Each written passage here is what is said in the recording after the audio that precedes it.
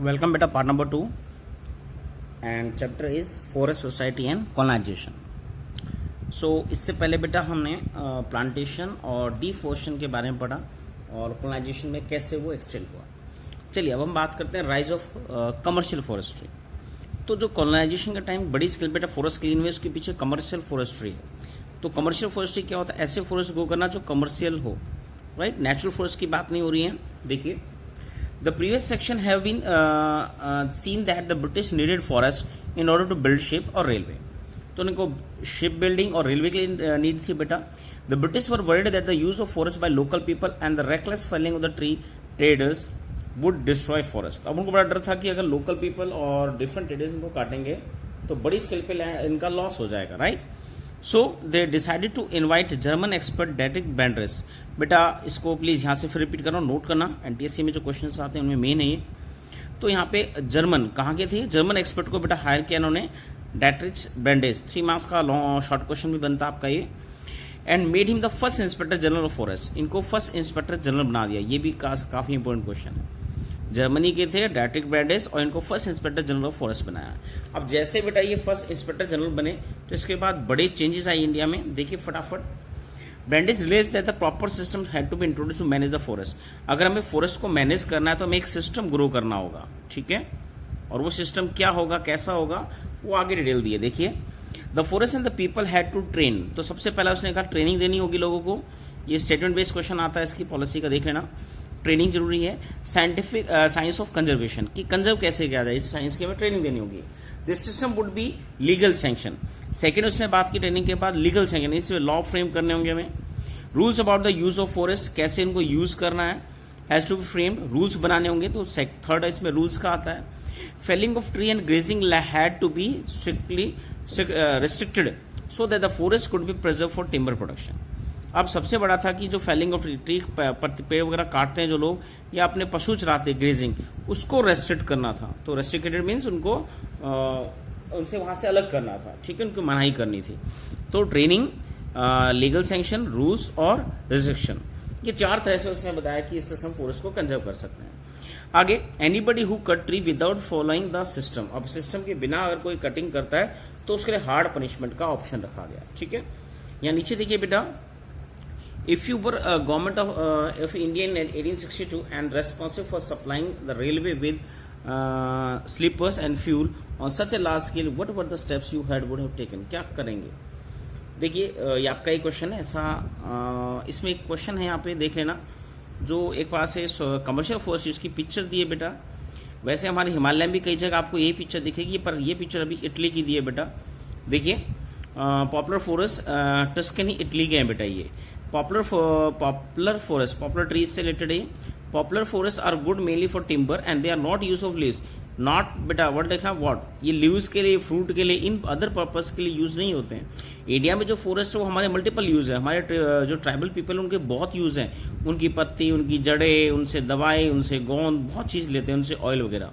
तो सिर्फ लकड़ी उनका सोर्स नहीं होती है, बट इनके लिए ये जो फॉरेस्ट है, साइंटिफिक फॉरेस्ट्री जो हम कहते हैं कमर्शियल फॉरेस्ट्री है, इसमें वुड मेन इंपॉर्टेंट है बेटा। Look at the straight lines of trees of the uniform height, this is the model that scientific forestry has promoted. Scientific forestry ने ऐसा ही मॉडल बेटा प्रमोट किया हर देश में, ठीक है। ये नेचुरल फॉरेस्ट को काट के हम इस तरह कमर्शियली स्ट्रेट ट्रीज उगाएं, ठीक है। चलिए अब आगे चलते हैं। ब्रेंडिस ने जो हम बात करते हैं, who cut the trees they were strictly punished. चलिए इसके ऊपर इंडिया का भी वही पिक्चर दिया है। तो इसी तरह के ट्रीज बेटा इंडिया में लगाए गए नेचुरल फॉरेस्ट काट कर। ये देवदार प्लांटेशन है कांगड़ा में 1933 हिमाचल में। देवदार के प्लांट्स को ऐसे उगाया गया बेटा, जो काफी बड़े फॉरेस्ट ग्रो हो गए। चलिए so Brandis set up the Indian Forest Service. अब ब्रेंडिस ने बेटा अपने सिस्टम को लागू करने के लिए कुछ बड़े बदलाव किए इंडिया में।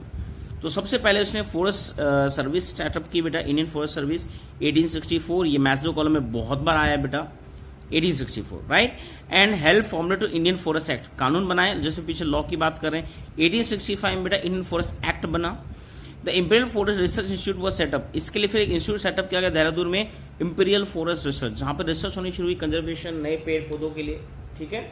The system they taught there here was a scientific forestry. और जो सिस्टम लोगों को पढ़ाया गया बेटा इंस्टीट्यूट्स में, उसको साइंटिफिक फॉरेस्ट्री कहा गया। Many people now including ecologist feel that system is not scientific at all.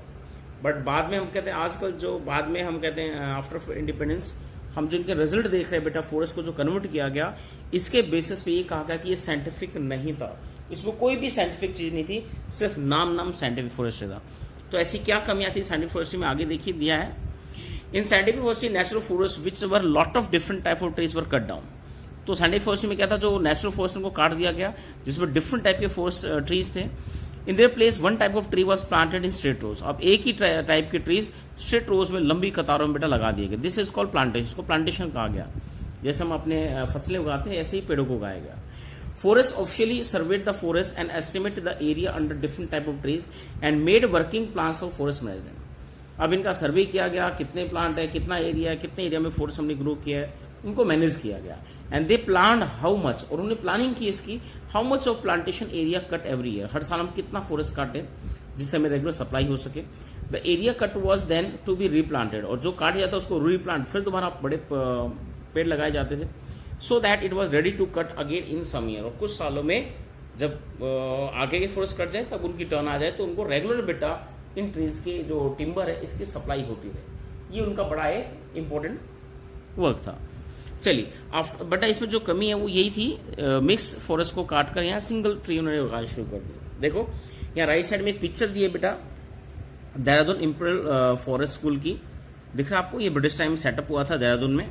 ठीक है, चलिए आगे चलते हैं। So after the forest act was enacted 1865 में एक्ट बना था, पीछे हमने पढ़ लिया बेटा। फिर इसके अमेंडमेंट हुए दो बार, 1878 और 1927। इसमें 1878 काफी इंपॉर्टेंट है, तीनों डेट आपको याद होनी चाहिए। 65 में एक्ट बना, 78 अमेंडमेंट हुआ, 1927। बट 78 में हम बात करते हैं divide the forest into category. यहाँ फॉरेस्ट को तीन कैटेगरी में डिवाइड किया, रिजर्व, प्रोटेक्टेड और विलेज फॉरेस्ट। तीनों का नाम याद रखिए, तीनों को एक लाइन में डिस्क्राइब किया है। The best forest was called reserve forest, सबसे जो बेस्ट फॉरेस्ट थे वो रिजर्व फॉरेस्ट थे, और लगभग ये 50% के आसपास थे बेटा।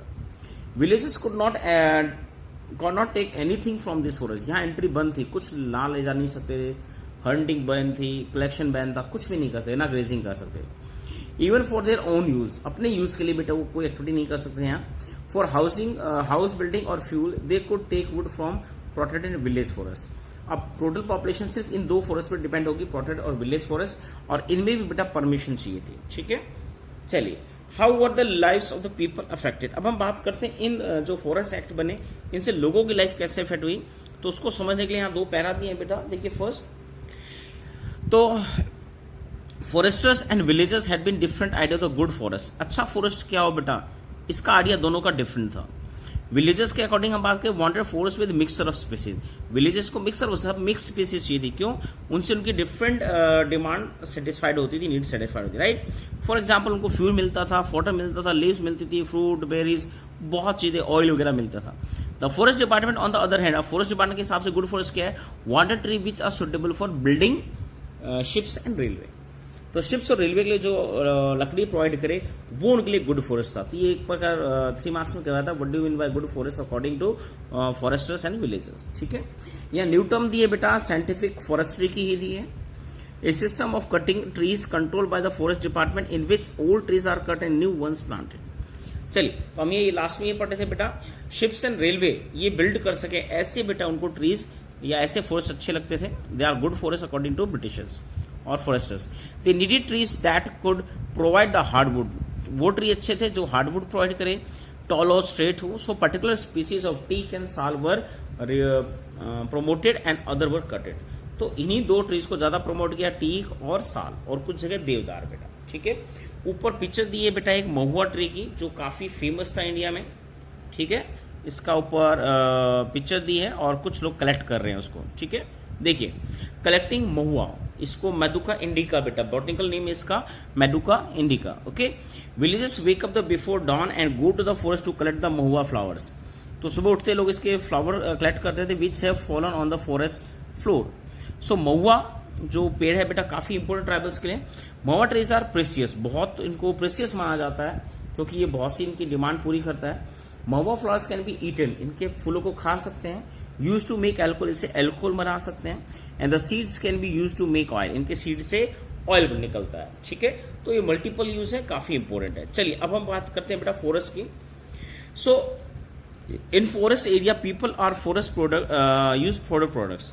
तो बेटा फॉरेस्ट में पीपल बड़ी स्केल पे फॉरेस्ट प्रोडक्ट को यूज करते थे, और कैसे वहां के बेटा ट्राइबल्स पूरी तरह से बेटा फॉरेस्ट पर डिपेंडेंट थे मिक्सचर ऑफ स्पीसीज में, उसके रिगार्डिंग ये पैरा दिया, काफी इंपॉर्टेंट, फटाफट देखिए। रूट्स, लीव्स, फ्रूट्स एंड टर्बर्स, जो उनकी बेर वगैरह लगते हैं, turbers for many things, fruit and turbers are nutritious to eat and especially during the monsoon before the harvest has come in। तो जब इनका ऑफ सीजन होता है, जब फसल नहीं होती, तब वो फ्रूट्स, बेरीज और टर्बर्स इनको खा के न्यूट्रिशन डाइट बेटा ले सकते हैं, तो इनके खाने के लिए काफी चीजें अवेलेबल थी फॉरेस्ट में। Herbs are use for medicine, और कुछ हर्ब्स है, जड़ी बूटियां, वो मेडिसिन के लिए यूज होती हैं। Wood for agriculture implement like yoke, plough and bamboos make excellent fences, तो लकड़ियों से बेटा वो हल वगैरह बनाते हैं। बम्बू जो बांस है उससे एक्सीलेंट फेंसेस बनाते हैं, राइट, बांस के डमरल ये सब बम्बू से बनाते हैं। A dried scoop out God, जो हमारा जो क्या बोलते हैं घिया या तुम्बा बोलते हैं लोकली हम बेटा, तो कई ऐसे वेजिटेबल ड्राई होकर उससे स्कूप बना लेते हैं। Okay, use to portable water bottle, उसको बॉटल की तरह यूज करते हैं वो अंदर से खाली करके। Almost everything as available in the forest, leaves can be stitch together, हर चीज बेटा फॉरेस्ट मिलती है। लीव्स को स्टिच करके वो अपनी प्लेट, डिस्पोजल प्लेट या कप्स बनाते हैं।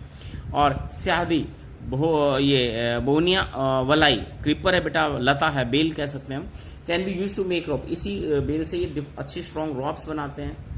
Thorny bark of the semur, ये थॉर्नी कंटीला बार्क है बेटा, सेमूर जो है उससे silk cotton tree is use to grate vegetable, ठीक है, तो सिल्क कॉटन होता है, इससे सिल्क कॉटन मिलता है और इससे ग्रेट वेजिटेबल्स मिलते हैं। Oil for cooking and the light lamps, और रोशनी के लिए या कुकिंग के लिए जो ऑयल है वो बेटा इनको जो महुआ ट्री है उसके फ्रूट से मिल जाता है, ठीक है, सीड्स को पीस कर। तो इस तरह से बेटा हम बात करते हैं डिफरेंट जो स्पीसीज है और उन स्पीसीज के डिफरेंट पार्ट्स हैं, फ्लावर, सीड, ओके, लीव्स, उनकी ब्रांचेस, उनकी बार्क, छाल वगैरह, उनका ऑयल, इन सबको बेटा यूज करते थे। चलिए next, the forest act meant savoured hardship for villages across the country. After the act all there everyday practice cutting would for their. अब जब एक्ट पास है बेटा, विलेजेस की लाइफ बदल गई, क्योंकि पहले वो पूरी तरह से फॉरेस्ट पर डिपेंड थे, अब उनसे बड़ी स्केल पे रिजर्व फॉरेस्ट छीन लिए गए। यहाँ पे बेटा राइट साइड में एक पिक्चर दी है जो आपका बहुत बार क्वेश्चन भी आता है कई बार। तेंदू लीव्स, बीड़ी जो हम आते हैं स्मोकिंग करते हैं बेटा, उसमें जो लीव होता है वो तेंदू लीव यूज होता है, ठीक है। तो यहाँ एक गरीब आदमी अपनी 50 leaves and if the person work the hard they can perhaps collect the many of 100 bundles of in a day and women, children, old man are mainly collector.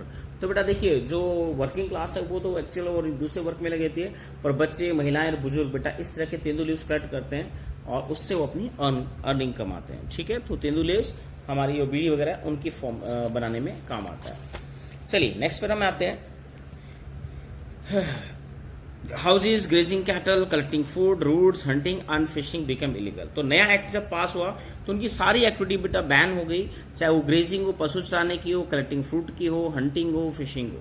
People who were force to steal wood from the forest, अब people force हो गए बेटा, जिनका काम है तो उनको लकड़ी चुरानी पड़ी, क्योंकि बिना लकड़ी के काम नहीं कर सकते थे, right. If they were caught they were in the mercy of forest guard, अगर वो पकड़े जाते तो फॉरेस्ट गार्ड की दया पे आश्रित होते थे। Who would take bribes from them, अब उनसे घूस लेते थे, उनसे पैसे लेते थे छोड़ने के बदले। Women's who collected fuel wood were specially worried, अब जो महिलाएं थी वो ज्यादा चिंता में रहती, वो पकड़ी गई तो उनके साथ हैरेसमेंट होता था, right. It was also common for police constable the forest guard and harass people by demanding free food from them. अब कई जगह इनको बदले में इनसे खाना और डिफरेंट चीजों की डिमांड होती थी, ठीक है। यहाँ राइट साइड में फिर एक बेटा बॉक्स दिया है जिसमें ऊपर पिक्चर के रिगार्डिंग है, जो आपको दिख रहा है, ये अपने कंधे पे कुछ कलेक्ट कर रहे हैं। Bringing grains from the threshing ground of the fields, तो थ्रेसिंग जहाँ पे गेहूं वगैरह या जो भी इनकी फसल निकालते हैं उससे उसको फील्ड से उस गेहूं को लाने ले जाने का पिक्चर दिया है। The man are carrying grains basket from the threshing field, man carry the basket lunch on a pole across the soldier while women carry the basket on the head. तो महिलाएं सिर पे और पुरुष उससे ज्यादा भार बेटा अपने कंधों पे ढोते थे, ठीक है। यहाँ बेटा इस टॉपिक को और करते हैं। नेक्स्ट आपका आएगा how did the forest rule affect cultivation, तो कल्टीवेशन को कैसे फॉरेस्ट रूल्स ने अफेक्ट किया, ये हमारा नेक्स्ट वीडियो होगा। ओके, थैंक यू बेटा।